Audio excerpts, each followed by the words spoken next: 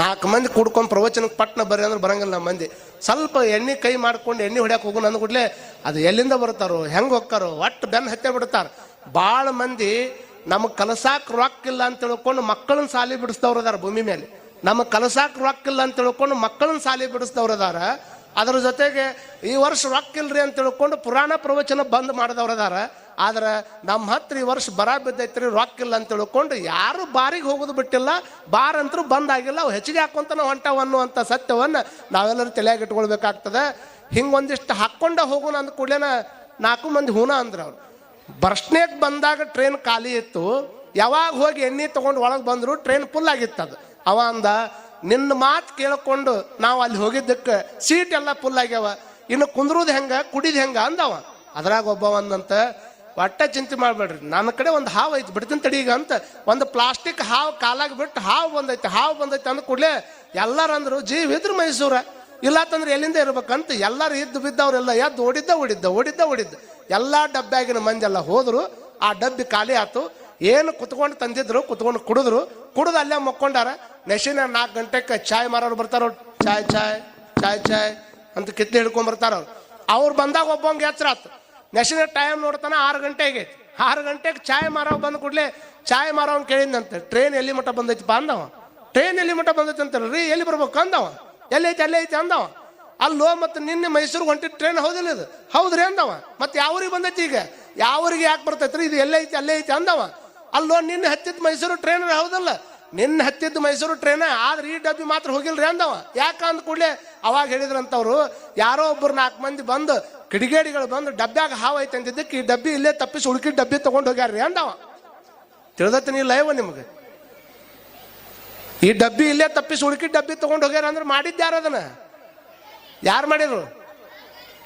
ನೀ ಮಾಡಿಯ? 4 ಮಂದಿ ಕುಡ್ಕೊಂಡು ಡಬ್ಬಿ ತಪ್ಪಿಸೋ ಹಂಗೆ ಮಾಡಿದ್ದು ಯಾರಂದ್ರೆ ಅವ್ರ. ಹಂಗೆ ಯಾರು ಒಳ್ಳೆ ಕೆಲಸವನ್ನು ಮಾಡೋದಕ್ಕೆ ಇರ್ತಾರ ಅವ್ರನ್ನ ಕರ್ಕೊಂಡು ಶಿವಲಿಂಗಪ್ಪ ಮುಂದೆ ಹೊಕ್ಕಾನ.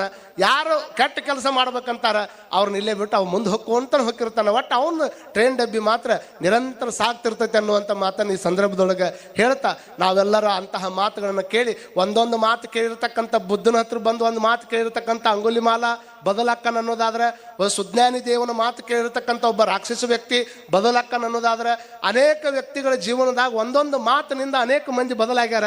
ಇಷ್ಟು ವರ್ಷದಿಂದ ಒಳ್ಳೆ ಮಾತುಗಳನ್ನು ಮಹಾತ್ಮರು ಹೇಳ್ಕೊಂತ ಬಂದಾರ.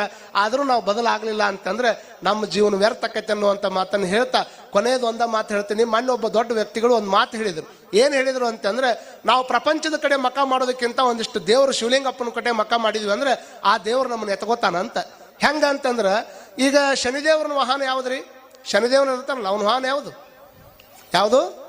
ಕಾಗಿ. ಶನಿದೇವನ ವಾಹನ ಯಾವುದು ಅಂದ್ರೆ ಕಾಗಿ. ಕಾಗಿಯನ್ನು ನಮ್ಮ ಮನೆ ಮೇಲೆ ಬಂದು ನಿಂತಂದ್ರೆ ಕಾಗಿ ಅಂದ್ರೆ ಅಪಶುಕನ ಅಂತ ಭಾಳ ಅಂತಾರೆ. ಆದ್ರೆ ಗೊತ್ತಿರಲಿ, ಕಾಗಿ ಅಂತದ ಇದ್ದಾಗ ನನ್ನೆಲ್ಲರೂ ಹೊಡೆದು ಓಡಿಸ್ತಾರ. ಆದ್ರೆ ಸತ್ ಮೇಲೆ ನಾ ಬಂದು ಪಿಂಡ ತಿನ್ನೋ ಮಟ್ಟ ಕಾಯ್ಕೊಂತ ಕುಂದಿರ್ತಾರ. ಇದೆಂತ ಜನ ಅಂತ ತಿಳ್ಕೊಂಡು ಅದಕ್ಕಾಗಿನ ನಮಗೆ ಬುದ್ಧಿ ಮಾತು ಹೇಳುವಂಗಾಗೈತಿ. ಅದು ಕರೆನೇ ಐತಲ್. ಮತ್ತೆ ಹಂಚಿ ತಿನ್ನುವಂಥ ಒಂದು ಸಹಕಾರ ಗುಣ ಇರುವಂಥದ್ದು ಕಾಗಿಗೆ. ನಿಮ್ಗೆ ಗೊತ್ತಿರಲಿ, ಗ್ರಹಣ ಹಿಡಿದಾಗ ಫಸ್ಟ್ ಹೋಗಿ ಸ್ನಾನ ಮಾಡೋ ಕಾಗಿನ ಅಂತ ಮೊನ್ನೆ ಯಾರೋ ಪೇಪರ್ನೇ ಬರೆದಿದ್ರು. ಇಟ್ಟು ಚಲೋ ಕಾಗಿನ ನಾವು ಮನೆ ಮೇಲೆ ಬಂತು ಅಂದ್ರೆ 3 ಸಲ ಬಂದು ಹೋಗೈತ್ರಿ ಅಜ್ಜಾರ ನಮ್ಮ ಮನೆ ಮೇಲೆ ಕಾಗಿ ಅಂತ ನಾವೆಲ್ಲ ಮಾತಾಡ್ತೀವಿ. ಆದ್ರೆ ಶನಿದೇವ್ರನ್ನ ಕಡೆ ಮಕ ಮಾಡ್ಕೊಂಡು ಕುಂತಿದ್ದಕ್ಕೆ ಶನಿದೇವ್ರಿಗೆ ಯಾವ ಪೂಜೆ ಮಾಡ್ತಾರೆ ಆ ಪೂಜೆ ಕಾಗಿಗೂ ಮಾಡಿ ಬರ್ತಾರೆ. ಅಲ್ಲಿ ಎಲ್ಲೇ ಶನಿದೇವ್ರ ದೇವಸ್ಥಾನದಾಗ ಸಿಂಗಾಪುರದೊಳಗೆ ಶನಿದೇವ್ರನ ಕಡೆ ಕಾಗಿ ಮಕ ಮಾಡ್ಕೊಂಡು ಕುಂತಿದ್ದಕ್ಕೆ ಶನಿದೇವ್ರಿಗೆ ಯಾವ ಪೂಜೆ ಮಾಡ್ತಾರೆ ಅದಾ ಪೂಜೆ ಕಾಗಿಗೆ ಮಾಡ್ತಾರೆ. ಗಣಪನ ವಾಹನ ಯಾವುದು? ಹೇಳ್ರಿ ಹಂಗ್ಯಾಕೆ ಮಾಡಕತ್ತೀರಿ ನೀವು? ಇಲಿ. ಗಣಪನ ವಾಹನ ಇಲಿ. ಇಲಿ ಮನ್ಯಾಗ ಬಂದ್ರೆ 4 ಬಲಿ ಇಟ್ಟಿರ್ತಾರೆ ಮೂಲ್ಯಾಗ. ಅದಕ್ಕೊಂದಿಷ್ಟು ತಿನ್ನಾಕಿಟ್ಟು ಬಲಿ ಇಟ್ಟು ಒಟ್ಟು ಹೆಂಗಾರ ಮಾಡಿ ಸಾಯಿ ಹೊಡಿಬೇಕಂತ. ಅದನ್ನ ಒಂದು ಇಲಿ ಮನ್ಯಾಗ ಬಂದ್ರೆ ಯಾರಿಗೆ ತಡ್ಕೊಳಕ್ ಆಗಂಗಿಲ್ಲ.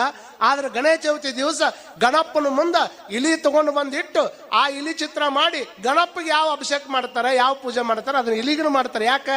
ಗಣಪನ ಕಡೆ ಇಲಿ ಮಕ ಮಾಡ್ಕೊಂಡು ಕುಂತಿದ್ದಕ್ಕೆ. ಇನ್ನು ದೇವಸ್ಥಾನದಾಗ ಹೋಗ್ರಿ ನೀವು, ಶಿವನ ವಾಹನ ಯಾವುದು? ಈಶ್ವರನ ವಾಹನ ಯಾವುದು? ನಂದಿ. ನಂದಿ ಯಾವ ಕಡೆ ಮಕ ಮಾಡ್ಕೊಂತದ? ಅದು ಪರಮಾತ್ಮನ ಕಡೆ ಮಕ ಮಾಡ್ಕೊಂಡು ಕುಂತದ. ಪರಮಾತ್ಮನ ಕಡೆ ಮಕ ಮಾಡ್ಕೊಂಡು ಕುಂತಿದ್ದಕ್ಕೆ ಹೊರಗೆ ಬಿಟ್ರೆ ಅದನ್ನ ಕೊಂದು ತಿನ್ರಿ ಅಂತ ತಿಳ್ಕೊಂಡು ಬಹಳಷ್ಟು ಮಂದಿ ಹೇಳೋರದಾರ. ಆದ್ರೆ ದೇವಸ್ಥಾನದೊಳಗೆ ಈಶ್ವರನ ಮುಂದೆ ಮಕ ಮಾಡ್ಕೊಂಡು ಕುಂತಿದ್ದಕ್ಕೆ ಈಶ್ವರಿಗೆ ಯಾವ ಅಭಿಷೇಕ ಆಗ್ತದೆ ಅದೇ ಅಭಿಷೇಕವನ್ನು ನಂದಿಗೂ ಮಾಡ್ತಾರೆ. ಹಿಂಗೆ ಅನೇಕ ವಾಹನಗಳನ್ನು ಪ್ರಾಣಿಗಳ ವಿಚಾರವನ್ನು ಹೇಳ್ಕೊಂತ ಬಂದ್ರೆ ಯಾವ ಭಗವಂತನ ಕಡೆ ಮಕ ಮಾಡ್ಕೊಂಡಾವ ಅವು ಹೊರಗಿದ್ರೆ ಎಲ್ಲರೂ ಹೊಡಿಬಡಿ ಅಂತ ಹೇಳ್ತಾರೆ. ಅದನ್ನ ಮಕ ಮಾಡ್ಕೊಂಡು ಕುಂತಿದ್ದಕ್ಕೆ ಎಲ್ಲವಕ್ಕೂ ಪೂಜೆ ಹೆಂಗೆ ಮಾಡ್ತಾರೆ ಹಂಗೆ ನಾವು ಸಹಿತ ಪ್ರಪಂಚದ ಕಡೆ ಒಂದಿಷ್ಟು ಬಿಟ್ಟು ಆ ಶಿವಲಿಂಗೇಶ್ವರನ ಕಡೆ ಮಕ ಮಾಡ್ಕೊಂಡ್ಬಿಟ್ರೆ ನೀವು ಲೋಕ ಪೂಜ್ಯರಾಗ್ತೀರಿ ಅನ್ನುವಂಥ ಕಾರಣಕ್ಕೆ ಎಲ್ಲರೂ ಬಂದು ಅವ್ನ ಮುಖ ಮಾಡ್ಕೊಂಡು ಕುಂತೀರಿ ಹೊರತಾಗಿ ಮತ್ತೊಂದು ಕಾರಣ ಅಲ್ಲ ಅನ್ನುವಂಥದ್ದನ್ನು ಈ ಸಂದರ್ಭದೊಳಗೆ ಹೇಳ್ತಾ, ಗೂಗಲ್ ಅನ್ನುವಂಥದ್ದು ಜಗತ್ತಿನೊಳಗೆ ಯಾವುದೇ ಸ್ಥಳಕ್ಕೆ ಹೋಗ್ಬೇಕಾದ್ರೂ ಗೂಗಲ್ ಅನ್ನುವಂಥದ್ದು ನಿಮ್ಮನ್ನು ಕರ್ಕೊಂಡು ಹೋಗ್ತದೆ. ಆದರೆ ಕೆಟ್ಟು ಹೋಗಿರ್ತಕ್ಕಂಥ ಬದುಕಿನೊಳಗೆ ಹೆಂಗೆ ಹೋಗ್ಬೇಕನ್ನುವಂಥ ಗೂಗಲ್ ಯಾವುದಂದ್ರೆ ಗುರುದೇವೋ ಭವ. ಅದು ಗೂಗಲ್ ದೇವೋ, ಇದು ಗುರುದೇವೋ. ಈ ಗುರುದೇವರು ಅನ್ನುವಂಥವ್ರು ನಮ್ಮನ್ನು ಕೆಟ್ಟು ಹೋಗಿರತಕ್ಕಂಥ ಬದುಕಿನೊಳಗೆ ಸರಿದಾರಿಗೆ ತರುವಂಥ ಕೆಲಸವನ್ನ ಅವ್ರು ಮಾಡ್ತಾರೆ ಅನ್ನುವಂಥದ್ದನ್ನು ಈ ಸಂದರ್ಭದೊಳಗೆ ಹೇಳ್ತಾ, ಇಡೀ ಊರನ್ನ ಕಾಯುವಂಥ ಶಿವಲಿಂಗೇಶ್ವರನ ಮಠ ನೋಡಿಬಿಟ್ರಿ ಇವತ್ತು ಎಷ್ಟು ಖುಷಿ ಆಕೈತಿ. ಯಾರು ಅನ್ಕೊಂಡಿದ್ರೆ ನೈವ ಹೆಂಗೆ ನಮ್ಮೂರು ಮಠ ಹಿಂಗೆ ಆಕೈತಿ, ನಮ್ಮೂರು ಮಠ ಹಿಂಗೆ ಆಕೈತಿ ಅದ್ಭುತ ಅಂತ ತಿಳ್ಕೊಂಡು ಯಾರು ಅನ್ಕೊಂಡಿದ್ರೆ, ಒಬ್ಬ ಗುರು ಒಂಥರ ಹಿಂದಿನ ಕಾಲದಾಗ ಗರ್ದಿ ಗಮ್ಮತ್ ಮಾಡೋರು ಅಂತ ಬರ್ತಿದ್ರು. ಅವರು ಸಣ್ಣ ಡಬ್ಬಿ ಒಳಗೆ ಏನೋ ಮಾಡ್ತಿದ್ರು ನೋಡ್ರಿ ಹಿಂಗೆ, ಚಿತ್ರ ತೋರಿಸ್, ದಿಲ್ಲಿ ನೋಡು, ಬೊಂಬೈ ನೋಡ್ರಿ, ಹೌದಿಲ್ಲ ನೆನಪರು ಅದಾವಿಲ್ಲ ನಿಮಗೆ? ಅದಾವಲ್ಲ ನೋಡ್ರಿ. ಇಷ್ಟು ಸಣ್ಣ ಡಬ್ಬ್ಯಾಗ ₹1 ರೊಕ್ಕ ಕೊಟ್ರೆ ಏನಾದ್ರು ಸಾಮಾನು ಕೊಟ್ರೆ ಅವರು ದಿಲ್ಲಿ ನೋಡು, ಮುಂಬೈ ನೋಡು, ಆಗ್ರಾ ನೋಡು, ಎಲ್ಲ ನೋಡು ಅಂತ ಆ ಚಿತ್ರ ತೋರಿಸಿ ಗರ್ದಿ ಗಮ್ಮತ್ತು ಸಣ್ಣ ಡಬ್ಬ್ಯಾಗ ಹೆಂಗ ಅವ ಇಡೀ ಎಲ್ಲ ಚಿತ್ರ ತೋರಿಸ್ತಿದ್ದ. ಇವತ್ತಿನ ದಿವಸ ನಾವು ಈ ಮಾತನ್ನು ಇಲ್ಲಿ ಯಾಕೆ ಹೇಳ್ಬೇಕಾಗೈತೆ ಅಂದ್ರೆ, ತುಬಚಿ ಅನ್ನುವಂಥ ಒಂದು ಸಣ್ಣ ಹಳ್ಳಿ ಒಳಗೆ ಗರ್ದಿ ಗಮ್ಮತ್ತು ಆದಂಗೆ ಶಿವಲಿಂಗಪ್ಪಜ್ಜನ ಮಠವನ್ನ ಪರಮ ಪೂಜ್ಯರಾಗಿರತಕ್ಕಂಥ ಪೂಜ್ಯ ಶ್ರೀ ಅಲ್ಲಮ ಪ್ರಭು ಮಹಾಸ್ವಾಮಿಗಳು ದಿಲ್ಲಿ ನೋಡು, ಮುಂಬೈ ನೋಡು, ಎಲ್ಲ ಜಗದ್ಗುರು ಸ್ಥಾನ ನೋಡು ಅನ್ನೋ ಹಂಗೆ ನಮ್ಮ ಮಠ ಮಾಡ್ಯಾರ. ಇಟ್ಟ ಚಪ್ಪಾಳಿ ಇಡಂಗಿಲ್ಲ, ನಮ್ಮ ಕೈ ಮೇಲೆ ಎತ್ತಿ ಚಪ್ಪಾಳಿ ತಟ್ಟಿ ಅಭಿನಂದನೆಯನ್ನ ಸಲ್ಲಿಸ್ಬೇಕು. ನಾವು ಅದನ್ನು ಮಾಡಂಗಿಲ್ಲ ಇದನ್ನು ಮಾಡಂಗಿಲ್ಲ ಅಂತಂದ್ರೆ ಇನ್ನೇನು ಮಾಡೋರಿದೀವಿ ಹೇಳಿ? ನಾವು ಹೆಂಗದೇವ ರೊಟ್ಟಿ ತಟ್ಟೋದು ಬಿಟ್ಟಿದ್ದಕ್ಕೆ ಚಪ್ಪಾಳಿ ತಟ್ಟೋದು ಬಿಟ್ಟಿರಿ ನೀವು, ಗೊತ್ತೈತೆ ನಮ್ಗೆ. ಭಾಳ ಮಂದಿ ರೊಟ್ಟಿ ತಟ್ಟೋದು ಬಿಟ್ಬಿಟ್ರೆ ಎಲ್ಲ ಲಟ್ಟಿಗಳು ಹಿಡ್ಕೊಂಡು ಲಟ್ಸಾಕತ್ತಾರ ಅವರು. ಹಿಂಗಾಗಿ ಚಪ್ಪಾಳಿ ತಟ್ಟೋದು ಅಂದ್ರೆ ಭಾಳ ಮಂದಿ ಕಷ್ಟ ಆಗ್ಯದ. ಆದ್ರೆ ಬಂದು ಕೂಡಲೇ ನೋಡಿದೆ ಎಷ್ಟು ಮಂದಿ ತಾಯಂದ್ರೆ ಹೋಳಿಗೆ ಮಾಡಕತ್ತಿದ್ರು. ಇವತ್ತೆಲ್ಲ ಹೋಳಿಗೆ ಒಳಗೆ ಹುಣಗ ಹಾಕಿರೇನ ಏನು ಸಜ್ಕ ಹಾಕಿರಿ ಏನು ಹೇಳಿದ್ರು ಸುಮ್ಮನೆ ಕುಂತ್ರೆ ಯಾರು ಮುಂದೆ ಮಾತಾಡೋಣ ಅಯ್ಯವ ತಿಂದು ನೋಡ್ರಿ ಅಜ್ಜಾರ್ ನಿಮ್ಗೆ ಒಳಗೆ ಮಾಡಿ ಇಟ್ಟಿವಿ ಅಂತೀರಿ ನೀವು. ಎಷ್ಟು ಚಲೋ ತಾಯಂದ್ರೆಲ್ಲ ಹೋಳಿಗೆ ಮಾಡಿ ಇಟ್ಟಿರ, ಎಷ್ಟ ಮಾಡ್ಯಾರ, ಎಲ್ಲರಿಗೂ ಹೋಳಿಗೆ ಪಾಕದ ಪ್ರಸಾದ ಇಟ್ಟಾರ. ಇದಕ್ಕಿಂತ ಹೆಚ್ಚಿನ ನೋಡ್ರಿ, ಎಲ್ಲರೂ ಒಂದ ಹತ್ರ ಕುಡ್ಕೊಂಡು ಮನೆಯನ್ನು ಕಟ್ಟಲು ಬೇಕು ಕಲ್ಲು ಕಟ್ಟಿಗೆ ಇಟ್ಟಿಗೆ, ಮನೆಯನ್ನು ಕಟ್ಟಲು ಬೇಕು ಕಲ್ಲು ಕಟ್ಟಿಗೆ ಇಟ್ಟಿಗೆ. ಇಂಥ ಭವ್ಯವಾಗಿರತಕ್ಕಂಥ ಮಠವನ್ನು ಕಟ್ಟಿ ಭಕ್ತರ ಮನಸ್ಸುಗಳನ್ನು ಕಟ್ಟಲು ಬೇಕು ಯಾವ್ಯಾವ ಪೂಜ್ಯರ ಆಶೀರ್ವಾದದ ಒಟ್ಟಿಗೆ ನಿಮ್ಮ ಸಹಕಾರ ಅನ್ನುವಂಥದ್ದನ್ನು ನಾವೆಲ್ಲರೂ ತಲೆಯಾಗಿ ಇಟ್ಕೊಳ್ಬೇಕಾಗ್ತದೆ. ಅಂಥ ಒಂದು ಅದ್ಭುತವಾಗಿರ್ತಕ್ಕಂಥ ಮಠ ಏನೋ ಇವತ್ತು ನಿರ್ಮಾಣ ಆಗಿ ನಿಂತದ.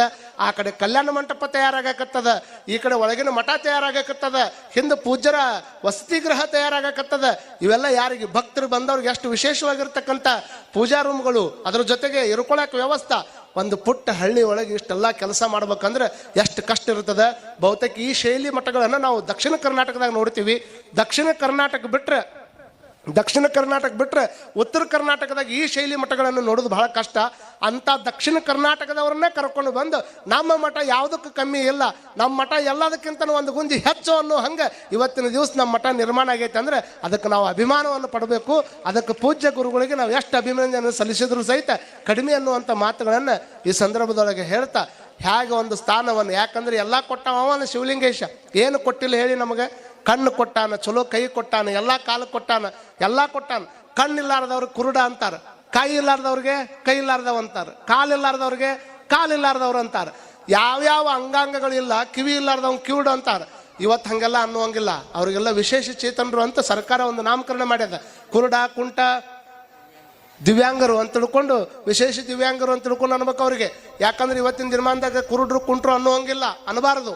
ಕಾರಣ ಒಂದೊಂದು ಅವಯವಗಳು ಇಲ್ಲ ಅಂತಂದ್ರೆ ಒಂದೊಂದು ಹೆಸರಿಟ್ಟು ಅವ್ರನ್ನ ಕರಿತೀವಿ. ಅಂದ್ರೆ ಎಲ್ಲ ಚಲೋ ಇದ್ದನು ಸಹಿತ ಮನ್ಯಾಗ ಹಾಸಿ ಹಚ್ಕೊಂಡು ಮಕ್ಕೊಂಡಂದ್ರೆ ಅವ್ಗೇನು ಅನ್ಬೇಕಪ್ಪ, ಅವ್ಗೆ ಸತ್ತು ಹೆಣ ಅನ್ಬೇಕೆ ಹೊರತಾಗಿ ಅವ್ಗೆ ಮನುಷ್ಯ ಅಂತರೂ ಅನ್ನಕ್ಕೆ ಆಗೋದಿಲ್ಲ. ಇದು ಸಮ್ಮತ್ತಿದ್ರು ಅವ್ನು ಜೋರಾಗಿ ಚಪ್ಪಾಳಿ ತಟ್ಟಿ ನನಗೆ ಹೇಳ್ಬೇಕು ನೀವು. ಹೌದು.